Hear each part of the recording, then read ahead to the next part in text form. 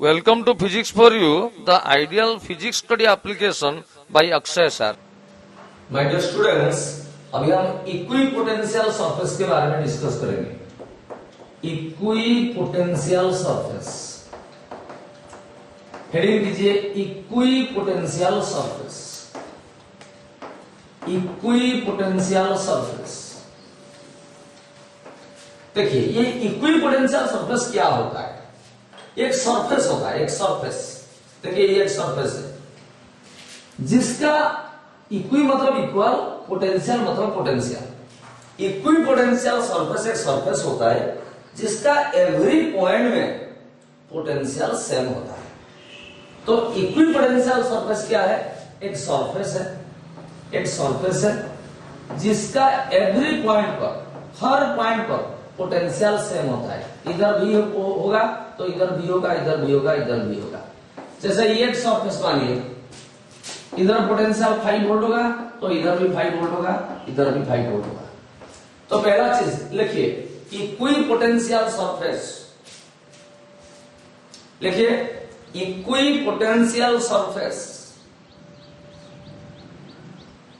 Is a surface, is a surface where the potential at each point is same। और definition पूछेगा कि equipotential surface क्या होता है?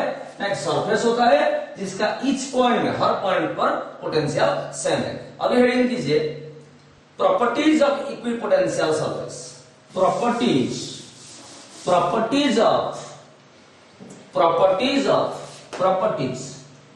थोड़ा भाई जूम कीजिए। properties of equipotential surface, properties of equipotential surface। पहला प्रॉपर्टी देखिए, लेट अस से ये इक्विपोटेंशियल सरफेस है, एक सरफेस है। इसका इस पॉइंट पर पोटेंशियल है 5 वोल्ट, इस पॉइंट पर भी पोटेंशियल 5 वोल्ट होगा, इस पॉइंट पर भी पोटेंशियल 5 वोल्ट होगा। तो दोनों पॉइंट के बीच में पोटेंशियल डिफरेंस क्या होगा? 5 वोल्ट माइनस 5 वोल्ट कितना होगा? 0 होगा। दोनों पॉइंट के बीच में पोटेंशियल डिफरेंस कितना होगा? दोनों पॉइंट के बीच में कितना होगा? 0 होगा। फर्स्ट पॉइंट लिखिए, since potential at each point on an equipotential surface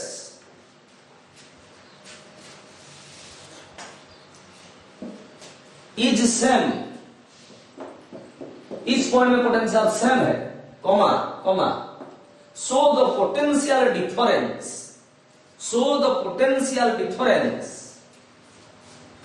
between any two points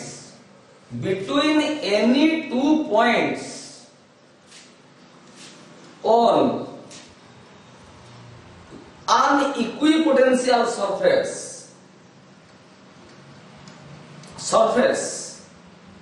is 0। नीचे लिखिए that is V is equal to 0। V क्या है? Potential difference. ओके देखिए, अभी सेकंड प्रॉपर्टी में बता रहा हूं। देखिए लेट अस से एक स्फीयर है, हम पिछला स्लाइड में किए थे, उसको कुछ चार्ज दिया है, चार्ज सेंटर में हम अज्यूम कर सकते हैं। चार्ज के वजह से यहां पर पोटेंशियल 1/4πε0 Q/r होगा, यहां पर भी 1/4π Q/r होगा, यहां पर भी 1/4πε0 Q/r होगा। तो इधर पोटेंशियल जो है ये ए पॉइंट पर, इधर भी पोटेंशियल वही है बी पॉइंट पर, इधर भी पोटेंशियल वही है सी पॉइंट पर। Since potential at A is equal to potential at B is equal to potential at C, दो पॉइंट के बीच में पोटेंशियल डिफरेंस कितना हुआ? एनी टू पॉइंट्स के बीच में 0। तो एक चार्ज पार्टिकल को यदि इक्विपोटेंशियल सरफेस के ऊपर हम मूव कराएंगे, ऐसे मूव कराएंगे, इसका मतलब है एक स्फीयर का सरफेस एक इक्विपोटेंशियल सरफेस जैसा बिहेव करता है। तो एक चार्ज पार्टिकल को लेट अस से ये एक इक्विपोटेंशियल सरफेस है, इस यहाँ पर पोटेंशियल जितना वोल्ट 10 वोल्ट है, यहाँ पर भी 10 वोल्ट है, तो पोटेंशियल डिफरेंस दोनों पॉइंट के बीच में कितना है? 0। तो एक चार्ज पार्टिकल को यदि पोटेंशियल डिफरेंस के अंदर मूव कराएंगे, इक्विपोटेंशियल सरफेस के ऊपर मूव कराएंगे, वर्क डन कितना होगा? W is equal to QV, V मतलब पोटेंशियल डिफरेंस, यह होगा 0। तो मेरे कहने का मतलब है एक चार्ज पार्टिकल को इक्विपोटेंशियल सरफेस के ऊपर मूव कराने से वर्क डन कितना होता है? 0। लिखिए number 2, whenever a charged particle, whenever एक ही वर्ड है, whenever ऐसे, whenever a charged particle moving on an equipotential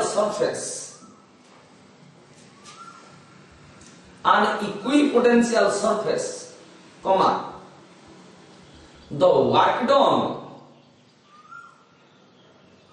on the charged particle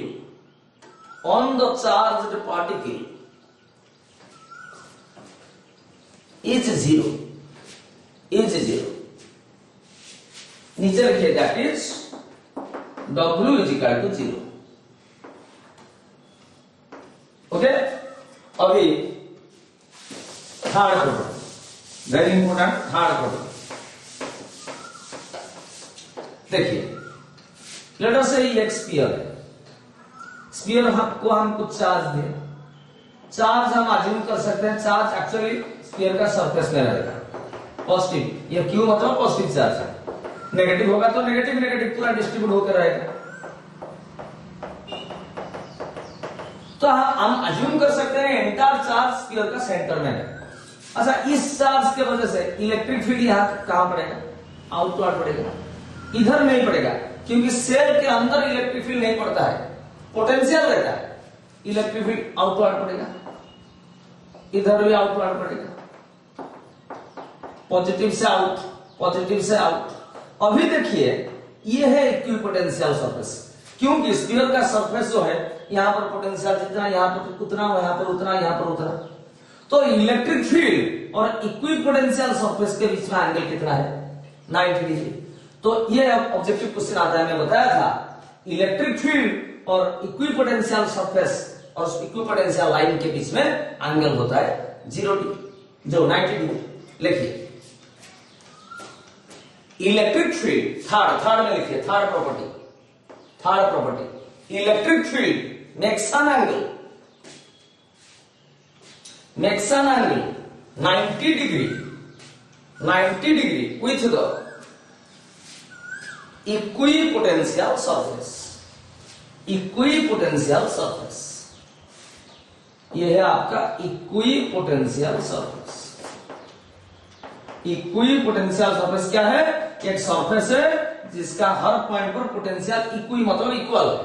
ये फिगर बना दीजिए, इलेक्ट्रिक फील्ड इक्विपोटेंशियल के सरफेस के साथ 90 डिग्री एंगल कर देगा, ऐसे कर दीजिए 90 डिग्री ऐसे।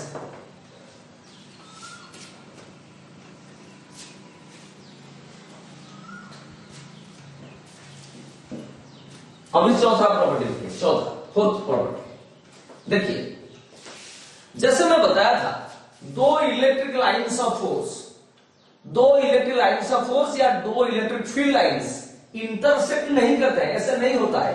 क्यों ना? इलेक्ट्रिक लाइंस ऑफ फोर्स और इलेक्ट्रिक फील्ड लाइंस एक कर्व होता है, इमेजिनरी पाथ कर्व होता है, जिसका एनी पॉइंट में टैंजेंट ड्रॉ करने से वो वहां पर इलेक्ट्रिक फील्ड इंटेंसिटी का डायरेक्शन दिखाता है। जब एक इलेक्ट्रिक लाइंस ऑफ फोर्स से एक इलेक्ट्रिक लाइंस ऑफ फोर्स को इंटरसेक्ट करेंगे तो एक पॉइंट पर दो टैंजेंट का डायरेक्शन, दो टैंजेंट हम ड्रॉ कर पाएंगे, जो कि दो इलेक्ट्रिक फील्ड का डायरेक्शन हमको शो करेगा।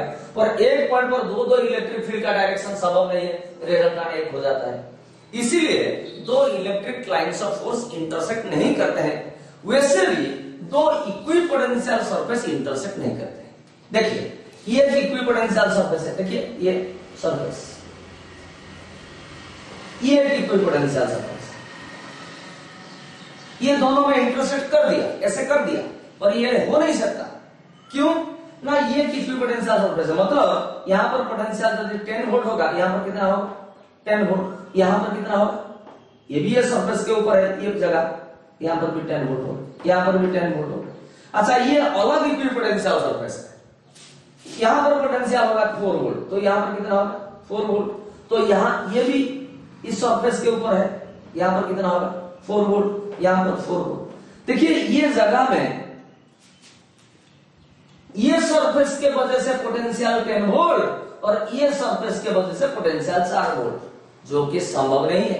पोटेंशियल का दो वैल्यू एक जगह पर संभव नहीं है, क्योंकि ये भी रीजन तो इक्विपोटेंशियल सरफेस है ना, ये रीजन जो है बीच वाला जो इंटरसेक्टिंग रीजन यानी कि जगह, जो जगह में वो इंटरसेक्ट कर रहे हैं वो भी तो इक्विपोटेंशियल सरफेस है। उस जगह में पोटेंशियल का हर पॉइंट में एक ही वैल्यू होना चाहिए। यहाँ पर 10 वोल्ट, यहाँ पर 4 वोल्ट, कैसे होगा 10 वोल्ट होगा 10 वोल्ट होगा 10 10 10 10 और अगर 4 4 4 4 4 4। मेरे कहने का मतलब है दो इक्विपोटेंशियल सरफेस आपस को इंटरसेक्ट नहीं करते हैं। मैं कर दिया अभी कर रहे क्यों नहीं करते हैं, ये आपको फायदा में पूछेगा, जो फायदा होगा फायदा में पूछेगा, थ्योरी भी पूछेगा। जब भी वो इंटरसेक्ट करेंगे ये कॉमन पॉइंट में नहीं, कॉमन जगह में, रीजियन में, कॉमन रीजियन में इंटरसेक्ट करेंगे, जो रीजियन में पोटेंशियल का दो वैल्यू हो जाएगा। पोटेंशियल स्केलर क्वांटिटी होता है, दो वैल्यू हो जाएगा, जो कि इम्पॉसिबल बात है, एब्सर्ड बात है। देखिए number 4, two equipotential surfaces, two equipotential surfaces, two TWO2 ऐसे two equipotential surfaces, equipotential surfaces never intersect, never intersect, SECT, sect with each other, with each other. Full stop. Because if they intersect with each other,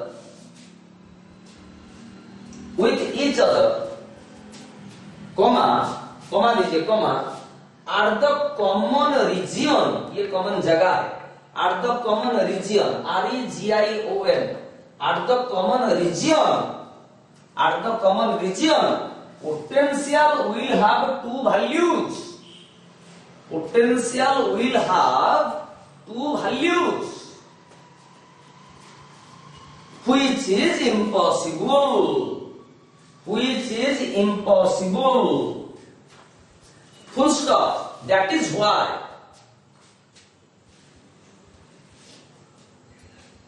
two equipotential surfaces, two TWO2 equipotential surfaces never intersect with each other, never intersect with each other. अब और एक property number 5 देखिए point charge, point charge के वजह से point charge के वजह से इधर r दूरी पर पोटेंशियल जितना होगा, इधर r दूरी पर पोटेंशियल उतना होगा 1/4 q by r, इधर 1/4 q by r, इधर भी 1/4 q by r, इधर भी 1/4 q by r, इधर भी 1/4 q by r। यदि हम इसको पूरा ड्रॉ करेंगे सरफेस, जैसे गॉसियन सरफेस हम ड्रॉ कर रहे थे जिसका एवरी पॉइंट पर इलेक्ट्रिक फील्ड सेम था, वैसे इस पॉइंट चार्ज की वजह से एक इमेजिनरी सरफेस ड्रॉ करेंगे तो यहां पर पोटेंशियल जो होगा यहां पर वही होगा, यहां पर वही होगा, यहां पर वही होगा, यहां पर वही होगा। तो एक पॉइंट चार्ज की वजह से जो इक्विपोटेंशियल सरफेस बनेगा वो कैसे बनेगा, like sphere, like spherical shell, like spherical shell, shell मतलब होलो स्फीयर। तो पॉइंट चार्ज के वजह से इक्विपोटेंशियल सरफेस का शेप होगा, शेप यानी कि शेप स्फीयरिकल होगा। वैसे एक लाइन चार्ज है, लाइन चार्ज मतलब चार्ज हो यार, इससे r दूरी पर पोटेंशियल जितना, इससे r दूरी पर उतना, इससे r दूरी पर उतना, इससे r दूरी पर उतना पोटेंशियल सेम है, इससे r दूरी पर उतना, r दूरी पर उतना, r दूरी पर उतना। तो r दूरी पर हर पॉइंट में पोटेंशियल सेम है। तो यदि हम ड्रॉ करेंगे इक्विपोटेंशियल सरफेस कैसे होगा? सिलिंड्रिकल होगा। लाइन चार्ज के वजह से या चार्ज वायर के वजह से इक्विपोटेंशियल सरफेस का शेप कितना कैसे होगा? सिलिंड्रिकल होगा। पॉइंट चार्ज की वजह से इक्विपोटेंशियल सरफेस का शेप कैसे होगा? स्फेरिकल होगा। लिखिए द शेप SHAPE फिफ्थ 5 में लिखिए property 5 the shape of equipotential surface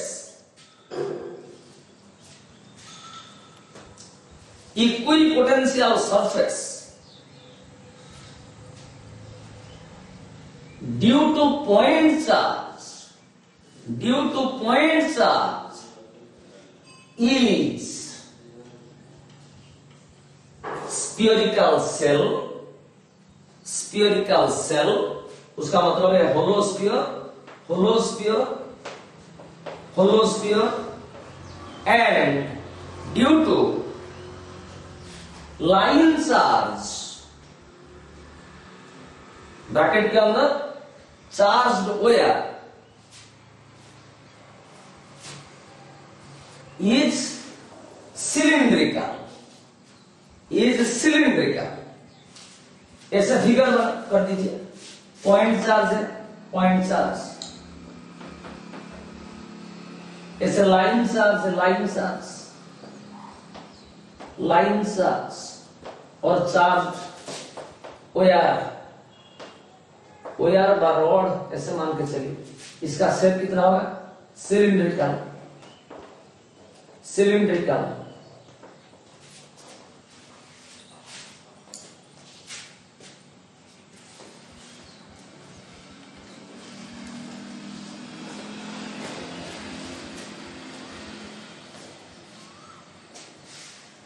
अभी 7 प्रॉपर्टी लिखिए। प्रॉपर्टी नंबर 7 लिखिए every conductor behaves like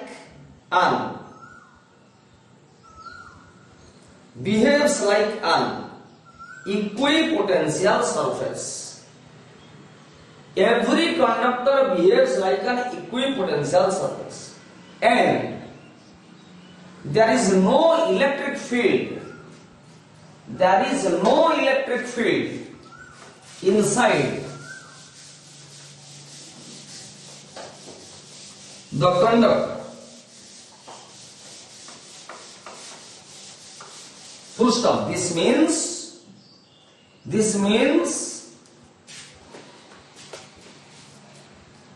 potential inside the conductor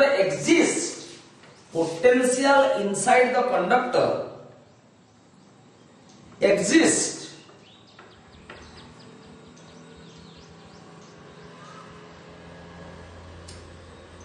But electric field can be zero.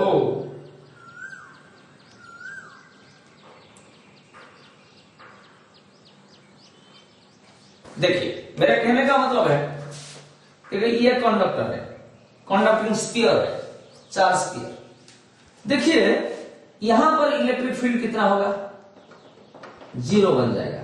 Charge sphere तो चार्ज दिया होगा, यहां पर इलेक्ट्रिक फील्ड एग्जिस्ट होगा और ये है इक्विपोटेंशियल सरफेस।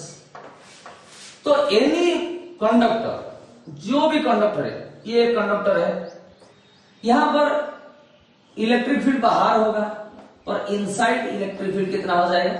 0। तो मेरा कहने का मतलब है अंदर इलेक्ट्रिक फील्ड 0 है पर पोटेंशियल एग्जिस्ट करता है, और बाहर में हमेशा एक surface, conducting surface equipotential surface से बिहेव करता है, यानी कि इधर पोटेंशियल जो है इधर वही है, इधर वही है, और इलेक्ट्रिक फील्ड इक्विपोटेंशियल सरफेस के साथ हर वक्त 90 डिग्री एंगल करता है। ऐसा हो नहीं सकता कि इलेक्ट्रिक फील्ड ऐसे निकलेगा, ऐसा हो नहीं सकता। This cannot be. समझ गए? करिए। और इनसाइड में इलेक्ट्रिक फील्ड 0 होता है।